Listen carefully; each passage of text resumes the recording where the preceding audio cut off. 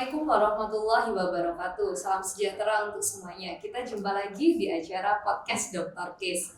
Nah, untuk acara kali ini, ya perkenalkan terlebih dahulu dengan saya Oki Pusparini dan tetap saya akan ditemani untuk berbincang-bincang bersama narasumber kita yaitu Bapak Dr. Kisyanto, SMSIMM selaku Kepala SMK YP 8 Sidoarjo dan juga Sekretaris MKKS SMK Jawa Timur.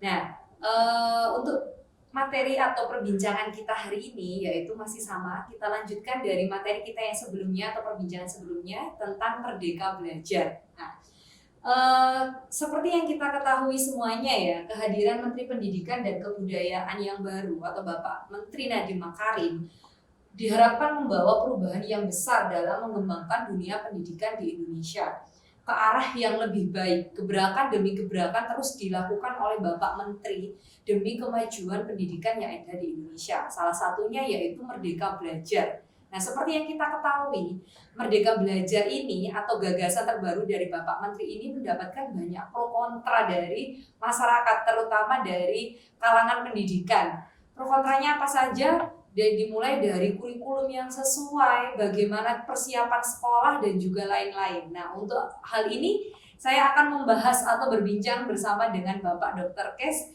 Kita akan berbincang lebih mendalam apa aja sih? Nah, kurikulumnya, strukturnya, atau persiapan-persiapan apa saja yang perlu kita lakukan atau yang dilakukan oleh sekolah-sekolah untuk menghadapi Merdeka Belajar yang dicanangkan oleh Bapak Menteri. Oke, selamat pagi Bapak Kisyanto. Oke. Seperti yang kita bahas sebelumnya ya Pak ya, di part 1 kemarin, bahwa Merdeka Belajar ini kan gagasan baru dari Pak Menteri, gebrakan yang pastinya untuk membuat pendidikan Indonesia lebih baik lagi mutunya, kualitasnya, dan pokoknya semuanya. Nah, tapi Pak, di sini banyak sekali pertanyaan-pertanyaan tentang Merdeka Belajar gitu. Salah satunya yaitu tentang kurikulum, Pak. Kalau kemarin kita sudah bahas tentang Merdeka Belajar itu apa saja dan lain-lain. Nah, tapi orang-orang ini masih banyak yang bingung, Pak. Kurikulumnya bagaimana dengan Merdeka Belajar gitu. Jadi pertanyaan saya nih Pak yang pertama, bagaimana sih cara sekolah menyikapi kurikulum Merdeka Belajar? Seperti yang dibilang Pak Kis di part pertama kemarin, bahwa Merdeka Belajar itu ya merdeka belajarnya. Nah, kurikulumnya bagaimana Pak menyikapinya? Terima kasih. Ya sebetulnya itu kan memang sesuai dengan daur kehidupan gitu ya. Dari sekian tahun ganti kurikulum, sekian tahun ganti kurikulum. Sebetulnya kan itu istilah saja ganti kurikulum. Sebetulnya yang terjadi itu adalah perbaikan kurikulum. Nah saat ini itu secara kebetulan bersamaan dengan diluncurkannya gagasan Merdeka Belajar. Kurikulumnya, struktur kurikulumnya ganti, yang mesti dong. Karena itu memang mengikuti gagasan bagaimana untuk optimalisasi bahwa nanti perjalanan Merdeka Belajar ini bisa berjalan sesuai yang diharapkan. Saya kan kemarin sudah bilang, apapun makanannya, minumannya titik-titik. Artinya sebagai kepala sekolah, sebagai guru, sebagai pengelola sekolah, mungkin yayasan dan lain sebagainya, itu kan mensikapinya kita tidak usah terlalu tegang, kita juga tidak usah terlalu nyantai, tetap kita harus song-song acara yang digulirkan ya, program yang digulirkan oleh Mas Menteri ini dengan satu sikap positif. Saya katakan apapun judulnya, kurikulum tetap kurikulum ya, kita nanti lihat, kita tunggu, kita lihat nanti penjelasan secara detailnya kurikulum itu bagaimana. Karena sampai saat ini belum ada ya Pak penjelasan. Ada, tapi memang belum ke semuanya. Nah, sebagai kepala sekolah memang kita harus punya pedoman agar kita tidak terombang-ambingkan oleh situasi dan kondisi yang ada. Apa pedoman? Pedoman kepala sekolah ya tetap pada tujuan pendidikan nasional pada Undang-Undang Nomor 20 Tahun 2003 itu, bahwa tujuan yang utama pendidikan nasional seperti tertuang dalam pembukaan UUD 45 alinea keempat itu mencerdaskan kehidupan bangsa. Itu yang utama. Nah, mencerdaskan kehidupan bangsa itu apa? Kan di breakdown. Nah, menjadikan peserta didik itu beriman dan bertakwa, cerdas, kreatif, mandiri, kemudian sebagai warga negara yang demokratis dan bertanggung jawab. Itu turunannya dari mencerdaskan kehidupan bangsa. Dan ini sampai kapanpun harus menjadi pegangan kita. Kenapa? Ingat, negara ini didirikan salah satunya adalah untuk mencerdaskan kehidupan bangsa. Nah, mencerdaskan kehidupan bangsa itu memang harus diterjemahkan yang benar, dan itu yang harus melandasi pola pikir semua insan pendidikan. Kalau udah itu kan enak. Nanti yang vokasi bagaimana? Dikembangkan vokasinya. Yang pendidikan umum bagaimana? Dan seterusnya. Tentunya semua kurikulum yang diturunkan oleh Kemendikbud, sekarang Kemendikbudristek ya, itu tetap memberikan keleluasaan kepada penyelenggara sekolah. Itu kurikulum minimal kalau boleh saya katakan. Kenapa begitu? Indonesia ini luas.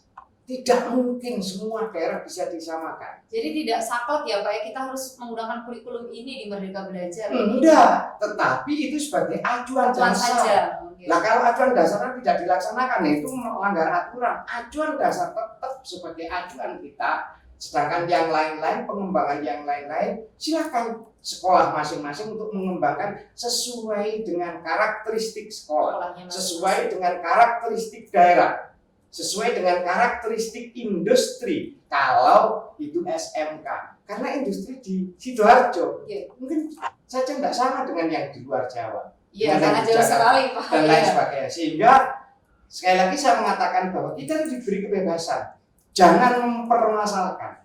Silakan berpikir yang luas, asalkan tujuan pendidikan nasional ini bisa tercapai, itu yang terpenting. Sehingga di sini sebetulnya dengan perubahan yang semacam ini, mestinya dari kepala sekolah itu senang, jadi guru senang. Kenapa bisa begitu Pak? Nah, iya kan, kita bisa berekspresi, bebas gitu ya Pak? Iya, berinovasi, berekspresi, melakukan perubahan-perubahan karya yang lebih baik sesuai dengan konteks Merdeka Belajar. Kepala sekolah berinovasi, kepala sekolah melakukan inovasi-inovasi yang bisa dikembangkan dalam rangka apa? Untuk mendorong siswa, untuk memotivasi siswa agar potensi para siswa itu juga bisa ditumbuh kembangkan. Itu berarti tetap ya Pak ya, di Merdeka Belajar ini kita tidak berpatokan dalam satu kurikulum saja, tapi setiap sekolah bisa berinovasi sendiri-sendiri dengan acuan itu tadi dasarnya. Ya, acuannya tetap kurikulum nasional, ya, tetapi kita bisa berinovasi dan itu dibikin karena memang mewadahi seluruh republik ini yang tidak mungkin. Kalau mungkin misalnya di Jawa Timur, kurikulumnya terlalu rendah, tolong dong kita juga mikir yang di luar sana. Nah, itu sebagai acuan dasar minimal. Selain itu, please silakan untuk mengembangkan yang sebaik mungkin sesuai dengan hasil kajian masing-masing sekolah. Bukan keinginan loh ya. Kita mengembangkan kurikulum itu sesuai dengan hasil kajian. Kalau SMK ya tentunya sesuai dengan survei pasar. Pasar kita mana? Industri. Makanya untuk SMK ada penyusunan kurikulum bersama dengan dunia usaha dan dunia industri. Kenapa? Ya mereka user kita yang memakai urusan kita. Iya, tetap ya Pak, kita harus kerjasama dengan BIDI. Benar, iya. Nah, kalau gitu Pak, kalau Jenderal tadi bilang kurikulumnya ya bebas, istilahnya bukan bebas ya, kita bisa berinovasi sendiri. Merdeka. Jangan bebas, merdeka. Kenapa? Karena kita bisa berinovasi sendiri. Nah, tapi Pak, saya dengar ini Pak, struktur kurikulum Merdeka Belajar ini jamnya lebih sedikit, khususnya di pelajaran produktif. Nah, sedangkan SMK ini kan rohnya di produktif Pak, itu jiwanya, rohnya kan dari produktif. Nah, kalau jamnya sedikit di produktif, nah nanti bagaimana Pak yang terjadinya Pak? Sebetulnya jawabnya singkat aja, ya diperbanyak dong. Tidak apa-apa. Sekarang apa nanti kita tidak menyalahi? menyalahi. Kalau mengurangi itu justru agak bisa menyalahi. Kalau menambah enggak. Ini ini perlu menjadi pemikiran kita semuanya ya dalam tujuan pendidikan nasional kan mencerdaskan kehidupan bangsa. Salah satu poinnya kita didik agar bisa cerdas. Nah, cerdas itu kan harus diterjemahkan yang luas. Kalau saya biasa menggunakan istilah cerdas secara komprehensif. Gimana itu maksudnya Pak? Cerdas secara komprehensif. Secara komprehensif itu yang pertama cerdas secara spiritual. Apa itu iman dan cinta kepada Tuhan Yang Maha Esa? Ditulis iman dan cinta kepada Tuhan Yang Maha Esa. Karena dengan iman dan cinta kepada Tuhan Yang Maha Esa, turunannya dari sikap kita iman dan cinta itu akan menjadi insan yang bertakwa kepadanya, sadar akan sifat kehambaannya. Itu dari iman. Dari cinta turunannya kasih sayang terhadap sesama. Artinya dengan kita menumbuh kembangkan kecerdasan spiritual, itu nanti ya karakter anak mulai terbentuk dari situ. Nah, ini yang pertama. Yang kedua, kecerdasan sosial emosional intelijensi. Ini juga begitu. Ini juga membentuk karakter peserta didik terhadap sesama, terhadap lingkungan dan lain sebagainya. Nah, baru poin yang ketiga, kecerdasan intelektual intelijensi. Ini sudah mulai mestinya. Kalau yang dua itu perlakuannya sama, semua peserta didik diperlakukan sama. Karena sosial, emosional, dan spiritual ini, setiap orang potensinya sama. Ingat, untuk spiritual, emosional, sosial, potensi setiap orang sama. Tapi kalau sudah mulai intelektual, ini mulai yang beda. Nah, ini dari yang ketiga ini yang bisa kita lakukan inovasi dan lain sebagainya. Kita lakukan pemilahan, kita lihat bakat ini dan lain sebagainya kecerdasan intelektual. Nah, dari itu yang dari kecerdasan intelektual, porsinya juga tidak terlalu banyak. Yang tetap banyak itu yang satu dan dua tadi. Iya. Kemudian yang keempat, kecerdasan kinestetik, gerak tubuh, fisik, kelincaran, tangguhan dan lain sebagainya. Nah, dari 3 dan 4 dari kecerdasan intelektual dan kecerdasan kinestetik, inilah letaknya kecerdasan vokasi. Maka kepala sekolah dan guru-guru SMK harus benar-benar paham ini. Karena memang kecerdasan vokasi itu tidak cukup gerak fisik, keterampilan saja, juga membutuhkan kecerdasan intelektual. Nah, ini letaknya kecerdasan vokasi itu di antara 3 dan 4. Pribadi saya menambah, kalau secara umum memang kecerdasan komprehensif itu kan 4 yang saya sebutkan tadi. Spiritual, sosial, emosional, intelektual, dan kinestetik. Saya selalu mengatakan kemana saja, yang kelima, kecerdasan kebangsaan, nation intelligence. Ini selalu saya katakan. Kenapa? Ya, kita sebagai bangsa Indonesia, kalau ini tidak ditumbuh kembangkan bahaya. Maka kecerdasan kebangsaan ini ya sifatnya nasionalisme, patriotisme, cinta tanah air, itu harus terus selalu kita tumbuh kembangkan. Dan kalau saya menempatkan ini posisi ketiga sebelum kecerdasan intelektual dan kecerdasan fisik. Kalau kita itu nasionalisme besar, patriotisme kita besar, cinta tanah air kita besar, tanpa mengandalkan negara lain pun kita bisa hidup. Nah, ini justru sekarang mulai luntur. Iya, mulai luntur. Ayo coba. Ketika kita ini misalnya SMK ya, Pak. Kita diajarkan atau diminta untuk mengajarkan marketplace pada anak-anak untuk menawarkan barang-barang lewat medsos ya, gitu ya.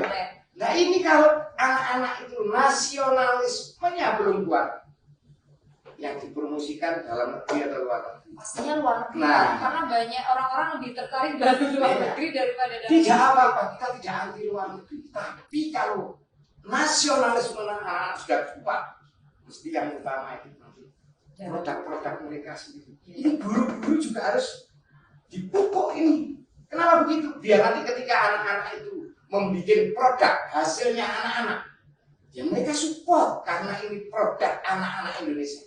Aku cinta Indonesia. Makanya kalau saya mengatakan sebelum ini kuat, jangan diajari yang lain dulu dong. Spiritual, sosial, emosional, kebangsaan dikuatkan dulu. Baru yang lain ini. Nanti bangsa ini akan menjadi bangsa yang tangguh. Bangsa ini akan menjadi bangsa yang hebat. Mohon maaf kalau urusan vokasi urusannya, nah saya ini hebat-hebat kok. Karena kalau nggak percaya tiap tahun tuh ada lomba robot, lomba apa di dunia. Indonesia juara-juara. Iya, pasti selalu ada Pak perwakilan kita yang Juara-juara. Iya. Artinya kan hebat-hebat. Iya. Sama ngerti, hacker itu yang hebat dari mana? Indonesia, Indonesia. Pak. Hebat kan? Iya. Iya. Sama ngerti pembikin film kartun yang baik-baik dari mana? Indonesia. Loh kenapa? Ya nasionalisme yang harus kita tumbuh kembangkan agar mereka semuanya tetap Cinta menumbuh Indonesia. kembangkan Indonesia. Ini yang kelima. Jadi nation intelligence. Ini mungkin bahasa saya saja. Tapi kalau mau dikaji lebih dalam, ya lebih baik. Dan kalau ini sudah ada 5 ini sudah, baru kita mengembangkan yang namanya artificial intelligence, kecerdasan buatan. Kalau orang itu hebat, luar biasa mengembangkan kecerdasan buatan, tidak dilandasi dengan spiritual, sosial, emosional, nation intelligence, bahaya. Ya hacker. Iya. Bahaya, pembaca itu dasar buatan itu. Iya. Tapi hanya berpikir untuk dirinya, sendiri, untuk kelompoknya, tidak berpikir secara universal untuk bangsa ini. Nah ini, maka 6 kecerdasan itu yang tetap kita tumbuh kembangkan, yang kita aplikasikan melalui kurikulum yang ada. Dan guru-guru juga harus mulai merubah mindset, kepala sekolah merubah mindset. Yang namanya kurikulum tidak mesti itu harus diajarkan di dalam kelas.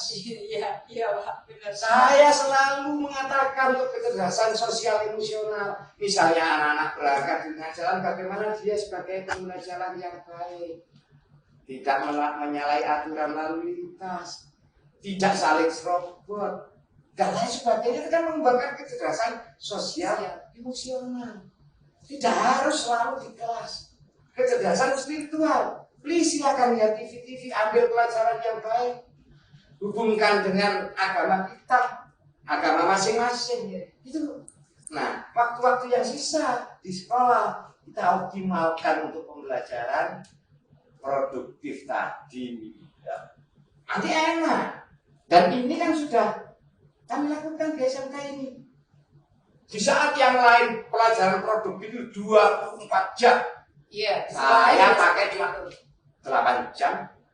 Tapi tidak masalah ya Pak. Tidak masalah. Tetapi ada tetapinya. Kita pilah-pilah anak-anak itu. Nanti ditambah pelajaran lagi di luar jam pelajaran. Kita pakai istilah libur terampil atau kita pakai istilah ekstra dan lain sebagainya. Jadi supaya anak tidak tertinggal. Betul, itu di bidangnya masing-masing. SMK ini kan terkenal dengan high cost ya, pendidikan biaya tinggi. Kenapa? Nah kalau 24 jam produktif dan produktif itu biasanya menggunakan 2 guru. Biasanya gitu, untuk produktif menggunakan 2 guru. Karena kemampuan guru produktif untuk mengajar itu ya kurang lebih 18 orang menggunakan 2 guru. Kalau 24 kali kan 2 berapa? 48 jam. Berapa kos yang dikeluarkan? Saya pakai 8 kali 2 16. Loh Pak, lah untuk penguatan beda. Yang kita pakai di sini mulai tahun 2007 ya. Ada inkubator itu, ada libur terampil dan lain sebagainya. Sehingga anak jurusan teknik pemesinan ada yang spesial CAD-CAM, ada yang spesial CNC, ada yang spesial konvensional, ada yang spesial kelas dan lain sebagainya. Jadi mereka belajarnya lebih spesifik. Betul, Ya, yang umum ya umum. Jadi umum yang di 8 jam Iya, tadi. yang 8 itu bagaimana cara kerja yang benar, bagaimana menggunakan alat keselamatan kerja yang benar, bagaimana menggunakan alat-alat kerja yang benar, bagaimana dia memahami, mengetahui, mengoperasionalkan dasar-dasar mesin yang ada itu. Itu jadi secara dasar semuanya sama. Yang saya katakan, Mas, harus anak-anak diajarkan itu. Nah, setelah itu kita tingkatkan masing-masing beda sesuai dengan passionnya masing-masing. Artinya, kurikulum itu memberikan keleluasaan kepada kita. Dan ingat, kalau kurikulumnya, struktur kurikulumnya dibuat banyak 46, itu kita susah. Kalau semakin sedikit yang ada di struktur kurikulum, kita semakin enak. Karena kita tidak berlawanan dengan pengawas sekolah. Nah biasanya kan pengawas sekolah itu kan, pengawas sekolah kan biasanya, loh kok cuma sekian? Iya. Cuma sekian. Nah kita kan beda ini. Loh kok jadi sekian? Loh kan lebih hebat kalau jadi sekian. Dan pengalaman yang saya lakukan semacam itu, mohon maaf, jumlah siswa di SMK YPU 8 kurang lebih 1.400. Gurunya itu termasuk saya, 38 orang. Cukup. Akhirnya kan bisa gaji mereka agak besar, meskipun belum standar ya. Pikiran saya kan tetap gaji guru itu standar seperti UMK di tempat masing-masing. Kenapa? Ya karena struktur kurikulum di SMK YPM yang formal itu cuma 36 jam pelajaran sejak dulu. Padahal itu agama sudah 6 jam ya. Tapi kalau dibandingkan dengan sekolah lain ya Pak ya, sekolah lain dengan begitu banyak jumlah guru, akhirnya kan tidak bisa gaji besar. Oh, gitu. Iya, kita tidak usah banyak-banyak, tapi efikasi itu manjur gitu ya, manjur. Pokoknya kita begini, yang penting tetap hasil akhir dari proses pendidikan, proses pembelajaran di sekolah itu, ya kalau anak-anak SMK kan indikatornya keterserapan di dunia usaha, dunia industri, jadi kesesuaian dengan dunia usaha dan dunia industri. Dan bukan hanya itu saja, tapi anak-anak bisa menjadi pionir. Itu bagaimana kalau mereka ahli? Apa bisa secara umum diberikan pada kurikulum? Kurang. Mereka dikasih waktu sendiri. Nah kalau ada yang kepingin tahu lebih dalam, ya mungkin monggo lah datang ke sini. Kita belajar bareng-bareng. Saya tidak gurui belajar bareng-bareng bagaimana memecahkan masalah. Memang yang sementara ini itu masih menjalankan kurikulum dan ada yang strukturnya sampai 54 jam. Bingung. Guru-guru saya nanti kemana ini? Iya, kebanyakan seperti itu Pak. Karena mereka kan berpatokan jamnya masih banyak. Iya. Tiba-tiba dipotong jadi sedikit, pusing jadinya. Pusing iya. Saya bilang gampang aja. Ya jumlah jamnya dikurangi, guru ini bayarannya jadi dikurangi. Nah, kan enak. Iya kan? Iya. Yang kemarin ngajar produktif Sekian katakan jam. 50 jam Iya. atau 40 jam, dijadikan aja 30 jam. Tapi gajinya jangan dikurangi. Saya yakin guru-guru juga semakin senang. Ya pastinya senang. Iya, ya kan itu satu bagian dari kita juga memperhatikan guru, meskipun guru itu untuk kesejahteraan minimalnya untuk guru swasta masih sangat jauh. Tetapi kan upaya-upaya itu kita lakukan. Artinya dengan merdeka belajar ini kita diberi peluang yang seluas-luasnya oleh Kemendikbudristek bagaimana kita berinovasi, berkreasi, melakukan perubahan-perubahan, melakukan perbaikan-perbaikan, tetapi tetap berpegang pada kurikulum pendidikan nasional. Jadi walaupun jamnya dikurangi, Pak ya, jamnya dikurangi, tapi tetap tidak mempengaruhi kualitas pembelajaran di kelas dengan anak-anak pastinya Pak ya. Jangan sekarang harus sudah berubah, jangan ngomong pembelajaran di kelas. Pembelajaran di mana pun. Dengan pembelajaran dengan anak-anak. Karena pembelajaran itu bisa di kelas, bisa di bengkel, bisa di pabrik, bisa di jalan, bisa di lapangan, bisa di masjid, bisa di gereja dan lain sebagainya. Proses pembelajaran kita harus membuka mindset. Jangan mesti harus kelas di sekolah, udah. Nah itu kan tinggal bagaimana guru berkreativitas. Iya. Sore misalnya WA, kamu kemana nak? Di grup. Lapangan Bu, ini. Tolong belajar bagaimana kerjasama yang baik. Tolong belajar menghargai orang lain. Tolong latih keterampilan bolanya yang baik. Belajar. Jadi tidak pengaruh ya Pak, ya, walaupun jamnya sedikit tapi tetap kita bisa belajar dimanapun atau dengan cara tadi ya seperti di SMK YMM 8 Sidoarjo dengan diadakannya libur terampil atau apalah itu ya Pak ya. Jadi walaupun terpotong sangat banyak pastinya, tapi anak-anak tetap mendapatkan pelajaran atau pendidikan yang sesuai. Iya, dan ingat di Indonesia itu kan masih terlalu banyak. 36 itu kalau dibanding dengan beberapa negara di luar sana, ada yang 3 hari cuma mereka datang ke sekolah belajar. Tapi bukan kapasitas belajarnya dikurangi, enggak. Justru kapasitas belajarnya lebih banyak. Karena memang yang distruktur cuma segitu. Yang lain merdeka belajar. Belajar di mana saja, belajar kapan saja, kepada siapa saja, materi apa saja, media apa saja. Dengan tujuan akhir mencerdaskan kehidupan bangsa. Jadi sudah tidak terfokus, kamu harus di kelas belajar ini, sudah tidak seperti itu lagi ya Pak ya. Iya, makanya dengan seperti itu, guru harus belajar, berubah. Kenapa? Medianya nanti kan bermacam-macam. Strateginya juga akan bermacam-macam. Iya, maksudnya seperti itu Pak. Iya, karena sekali lagi bahwa mereka, anak-anak didik kita nanti, tidak selamanya belajar di sekolah.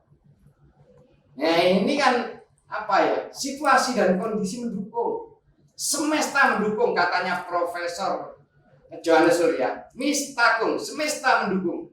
Karena apa? Dulu sudah diobrak-obrak sejak dulu untuk belajar jarak jauh, belajar melalui online ya Mas. Iya. Tapi kita masih belum sanggup, belum bisa bergerak. Ya, belum bisa. Tuhan berikan COVID, mau tidak mau kita berubah.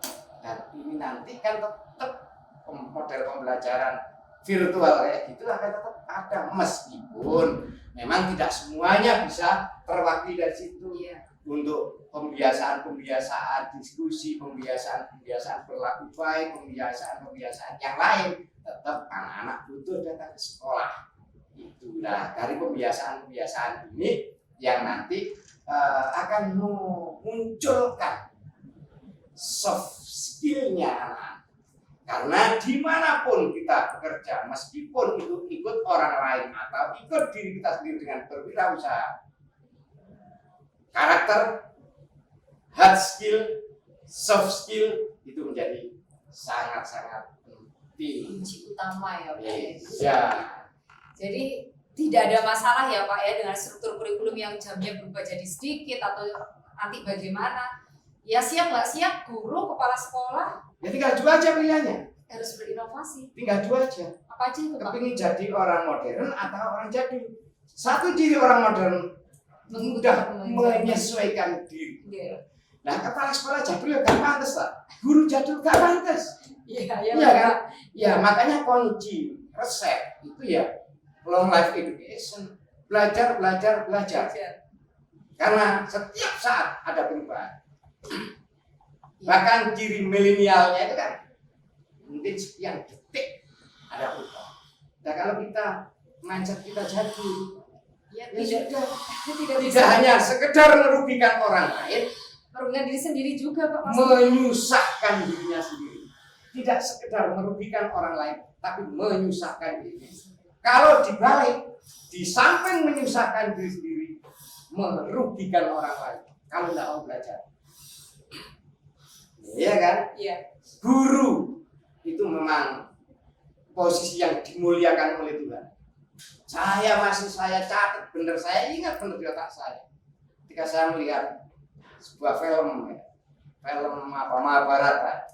Basudewa Krishna itu mengatakan kepada Pandawa, jika berdiri di hadapan 2 orang, yang satu dewa dan yang satu guru, maka muliakan yang pertama olehmu adalah guru, karena dia membimbing kamu mencapai kebahagiaan dunia dan kebahagiaan di alam sana. Artinya guru itu dimuliakan. Terus nek gurune gak obah lah meneng. Lah gak pantes itu. Iya. Bahkan saya dinali mengatakan kalau ada orang ngajari saya 1-2 huruf saja, itu saya anggap guru saya dan saya dijadikan budaknya pun saya rela. Begitu mulianya guru. Nah sekarang dikasih Merdeka Belajar, guru juga harus bangkit, guru harus menjadi guru modern. Iya. Siap berinovasi ya Pak ya. Betul, berkreasi, berinovasi, di tempat. merubah diri dan merubah semuanya. Saya tadi pagi itu nulis di grup saya, di grup kepala sekolah. Gitu. Ya. Apa Pak tulisannya Pak? Terinspirasi itu baik, Inspirasi itu baik. tapi menginspirasi itu adalah inovator, itu adalah motor penggerak perubahan. Ya, kita kepingin jadi orang yang terinspirasi atau orang yang menginspirasi. Kalau kita kepingin jadi orang yang terinspirasi, itu hanya berpikir untuk dirinya sendiri aja. Tapi kalau kita kepingin jadi orang yang menginspirasi, kita berpikir untuk banyak orang. Nah, keyakinan agama saya mengajari saya sebaik-baik manusia yang berikan kemanfaatan untuk orang lain. Sekali ya Bapak. Terakhir ya Pak ya, terakhir ini untuk semuanya. Apa sih Pak harapan? Yang pastinya harapan dari kurikulum Merdeka Belajar ini Pak untuk sekolah, untuk guru, untuk kepala sekolah, untuk semuanya, untuk tenaga pendidikan pastinya. Apa harapannya Pak? Ya harapannya kita semuanya welcome dengan adanya perubahan termasuk Merdeka Belajar. Kita siapkan diri kita semuanya sesuai dengan porsi masing-masing. Kepala sekolah sesuai dengan porsinya kepala sekolah, wakil, kajur, kemudian guru menyiapkan diri sesuai dengan porsi masing-masing. Dengan belajar. Tujuan akhirnya apa? Peningkatan kualitas pendidikan yang ditandai kalau di SMK dengan peningkatan kualitas lulusan SMK. Hingga nanti indikatornya ada keterserapan, ada kompetensi, sertifikasi kompetensi, ada kewirausahaan dan lain sebagainya. Itu indikator-indikator bagaimana kita sekolah ini meningkatkan kualitas lulusan. Jangan pernah menyerah, jangan pula putus asa, jangan ada kata tak bisa, karena kita bersama Tuhan Yang Maha Esa.